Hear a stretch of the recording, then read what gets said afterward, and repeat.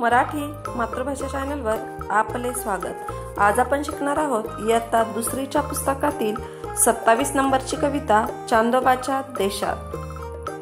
तर मुलांनो, खूप सुंदर अशी मराठी कविता आहे इयत्ता दुसरीच्या पुस्तकातील आणि खूप आपण ही कविता वाचून घेऊयात। चांदोबाच्या देशात झाडावर चढू, आकाशात उडू, ढगांच्या गादीवर धपकन पडू। झाडावर चढू, आकाशात उडू, ढगांच्या गादीवर धपकन पडू। मऊ मऊ ढगांवर घडीभर लोळू, चमचम चांदण्यांची लपाछप खेळू। मऊ मऊ ढगांवर घडीभर लोळू, चमचम चांदण्यांची लपाछपी खेळू। पळणाऱ्या चांदोबाच्या मागे मागे धावू, चांदण्यांच्या पंक्तीला पोटभर जेवू। पळणाऱ्या चांदोबाच्या मागे मागे धावू, चांदण्यांच्या पंक्तीला पोटभर जेवू। चांदोबाशी गोडीनं खूप खूप बोलू, घरातल्या गमती सांगत चालू।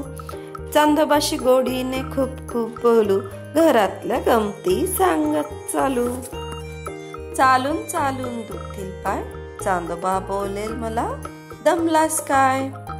चालून चालून दुखतील पाय, चांदोबा बोलेल मला दमलास काय। बस माझ्या पाठीवर फिरायला जाऊ, आकाशगंगा जरा जवळून पाहू। बस माझ्या पाठीवर फिरायला जाऊ, आकाशगंगा जरा जवळून पाहू। चांदोबाच्या पाठीवर पटकन बसू, आकाशात फिरताना ताऱ्यांशी हसू। चांदोबाच्या पाठीवर पटकन बसू, आकाशात फिरताना ताऱ्यासारखं हसू। तर या कवितेचे कवी आहेत एकनाथ आव्हाड। तर मुलांनो, आवडली ना तुम्हाला ही सुंदर अशी बालकविता? तर अशा छान छान कवितांचा अभ्यास करण्यासाठी, वाचन करण्यासाठी आपल्या मराठी मातृभाषा या चॅनलला लाईक, शेअर, सबस्क्राईब नक्की करा। थँक्यू।